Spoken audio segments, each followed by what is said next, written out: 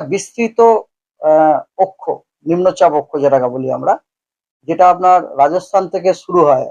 তো সেই বিস্তৃত নিম্নচাপ অক্ষরেখাটি আমাদের পশ্চিমবঙ্গের আসানসোল এবং বাগাটি দিয়ে পাস করে তারপরে সোজা আপনার ওটা নর্থ ইস্ট বে অফ বেঙ্গলে ঢুকে গেছে। তো এটা খুবই ভালো সাইন আর কি। এই মানে এটা যদি থাকে তাহলে বোঝা যাবে যে আমরা ভারী বৃষ্টি না পেলেও বর্ষার বৃষ্টি কিন্তু আমরা পাবো। মানে বর্ষাতে বৃষ্টিটা হবে, হয়তো আমরা ভারী বৃষ্টি নাও পেতে পারি, কিন্তু বর্ষা বৃষ্টি হবে। হ্যাঁ, ভারী বৃষ্টি হবে। তো ভারী বৃষ্টি হবে। আর আরেকটা যেটা ব্যাপার হচ্ছে যে আহ, একদম লো লেভেলেও আপনার একটা নিম্নচাপ অক্ষরেখা আছে। লো লেভেল বলতে আমি বলতে চাইছি যে সমুদ্রপৃষ্ঠ থেকে 0.9 কিলোমিটার একটা অক্ষরেখা, ওটা আপনার অ্যাকচুয়ালি আপনার সাউথ ওয়েস্ট ইউপি থেকে শুরু করে ওটা আসাম পর্যন্ত গেছে, আর ওটা যখন গেছে আমাদের পশ্চিমবঙ্গের ওপর দিয়ে গেছে।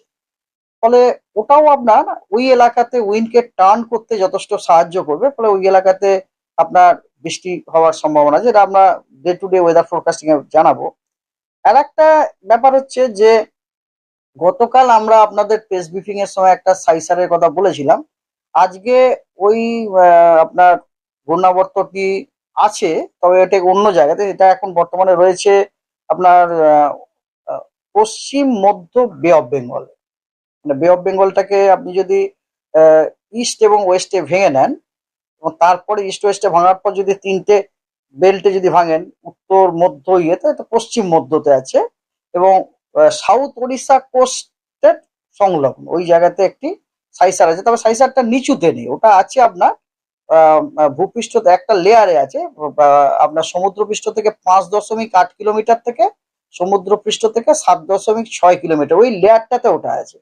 কিন্তু তার সত্ত্বে এটাকে ইগনোর করার কোনো ব্যাপার নেই, কারণ অনেক সময় দেখা গেছে এরকম ধরনের আপনার সাইক্লোনিক সার্কুলেশন, সেটা অনেক সময় নিচের দিকে স্ট্রেসড হয়ে সারফেসে ডিসেন্ড হয়ে একটা লো প্রেসার হয়ে গেছে।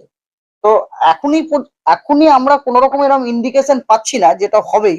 তবে এটাকে ইগনোর করারও ব্যাপার না, এটাও একটা সিগনিফিক্যান্ট ফিচার আর কি, যেটা আমাদের ধরুন পরবর্তীকালে আমার ওয়েদার দিতে পারে। তবে ব্যাপারটা হচ্ছে কি, এটা অনেক সাউথে আছে, তো সুতরাং এই ওয়েদারটি আমাদের পশ্চিমবঙ্গে কতটা দেবে এটা খুবই সন্দেহের ব্যাপার আছে আর কি। ঠিক আছে। আর এই গেল আপনার সিস্টেম।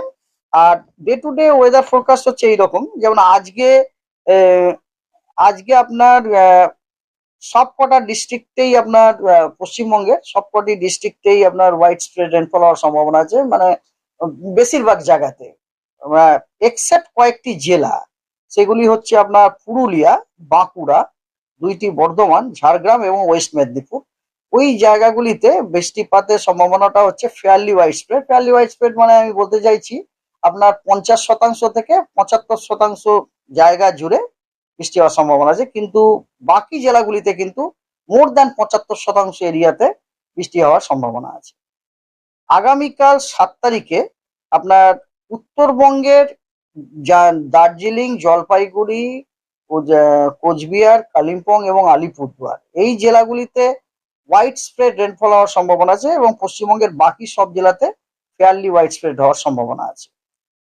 আগামী পরশুদিন 8ই জুলাই আহ, একই ব্যাপার, নর্থ বেঙ্গলে আপনার ওই 5টি জেলাতেই হোয়াইট স্প্রেড রেনফল হওয়ার সম্ভাবনা আছে, এবং উত্তরবঙ্গের অন্যান্য সব জেলাগুলিতে আপনার ফেয়ারলি হোয়াইট স্প্রেড হওয়ার সম্ভাবনা আছে, এবং দক্ষিণবঙ্গেতে রেনটা একটু কম হবে, সেটা হচ্ছে স্ক্যাটার্ড রেনফল হওয়ার সম্ভাবনা আছে।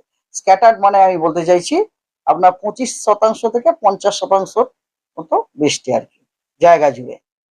9 তারিখে 9 তারিখেও আপনার উত্তরবঙ্গের ওই 5টি জেলাতে হোয়াইট স্প্রেড রেনফল হওয়ার সম্ভাবনা আছে, এবং উত্তরবঙ্গের বাকি জেলাগুলিতে ফেয়ারলি হোয়াইট স্প্রেড হওয়ার সম্ভাবনা আছে, এবং সাউথ বেঙ্গলের সব জেলাতেই স্ক্যাটার।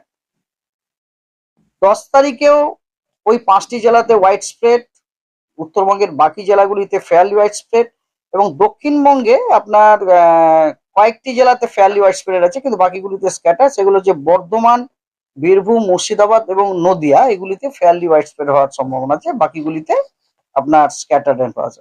11 তারিখ এবং 12 তারিখে উত্তরবঙ্গের সব জেলাতে হোয়াইট স্প্রেড, দক্ষিণবঙ্গের সব জেলাতে ফেয়ারলি হোয়াইট স্প্রেড রেনফলের সম্ভাবনা আছে।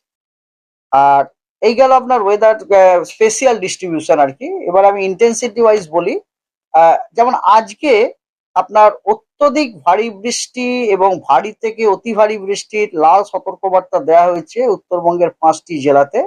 অত্যধিক ভারী বৃষ্টির জন্য দেওয়া হয়েছে জলপাইগুড়ি এবং আলিপুরদুয়ারে, এবং ভারী থেকে অতি ভারী বৃষ্টির সতর্কবার্তা দেওয়া হয়েছে দার্জিলিং, কালিম্পং এবং আহ, কোচবিহার। এগুলি কিন্তু লাল সতর্কবার্তা, হ্যাঁ। আর ভারী বর্ষণের সতর্কবার্তা দেওয়া হয়েছে উত্তর দিনাজপুরে, হলুদ সতর্কবার্তা। আর দক্ষিণবঙ্গে বজ্রবিদ্যুৎ সহ বৃষ্টির সতর্কবার্তা দেওয়া হয়েছে বীরভূম, মুর্শিদাবাদ, নদিয়া, 2টি 24 পরগনা, এমনকি আমাদের কলকাতাতেও আছে, হাওড়া এবং মেদিনীপুর। আজকে আগামীকাল ভারী থেকে অতি ভারী বৃষ্টির সতর্কবার্তা দেওয়া হয়েছে, অরেঞ্জ সতর্কবার্তা দেওয়া হয়েছে দার্জিলিং, জলপাইগুড়ি, কালিম্পং, আলিপুরদুয়ার এবং কোচবিহারে, হ্যাঁ। আর বজ্রবিদ্যুৎ সহ বৃষ্টির সতর্কবার্তা দেওয়া হয়েছে দক্ষিণবঙ্গের পশ্চিমের সবকটি জেলাতে, এবং তার সাথে ইস্ট মেদিনীপুর এবং মুর্শিদাবাদে দেওয়া হয়েছে। 8 তারিখে দক্ষিণবঙ্গের কোনো সতর্কবার্তা নেই, তবে উত্তরবঙ্গের সতর্কবার্তা আছে ভারী বৃষ্টির উত্তরের 5টি জেলাতে। 5টি জেলা মানে আপনি, এবং বুঝতেই পারছেন 5টি জেলা বলতে কোন জেলাগুলি বলছি: দার্জিলিং, জলপাইগুড়ি, কালিম্পং, কোচবিহার এবং আলিপুরদুয়ার, এবং তার সাথে নর্থ দিনাজপুর অলসো। আর 9 তারিখে আপনার ভারী বৃষ্টির সতর্কবার্তা দেওয়া হয়েছে ওই দার্জিলিং, জলপাইগুড়ি, কালিম্পং, কোচবিহার এবং আলিপুরদুয়ার এবং নর্থ দিনাজপুরে। 10 তারিখে ভারী থেকে অতি ভারী সতর্কবার্তা দেওয়া হয়েছে, অরেঞ্জ সতর্কবার্তা। সেটা হচ্ছে দার্জিলিং, জলপাইগুড়ি, আলিপুরদুয়ার, এবং ভারী বৃষ্টিরও অরেঞ্জ সতর্কবার্তা দেওয়া হয়েছে কালিম্পং এবং কোচবিহার। তাহলে দেখতে পাচ্ছেন এই সপ্তাহে কিন্তু উত্তরবঙ্গের প্রত্যেক দিন, স্পেশালি যে 5টা জেলা আছে ওই 5টা জেলাতে কিন্তু অ্যাটলিস্ট ভারী বৃষ্টি।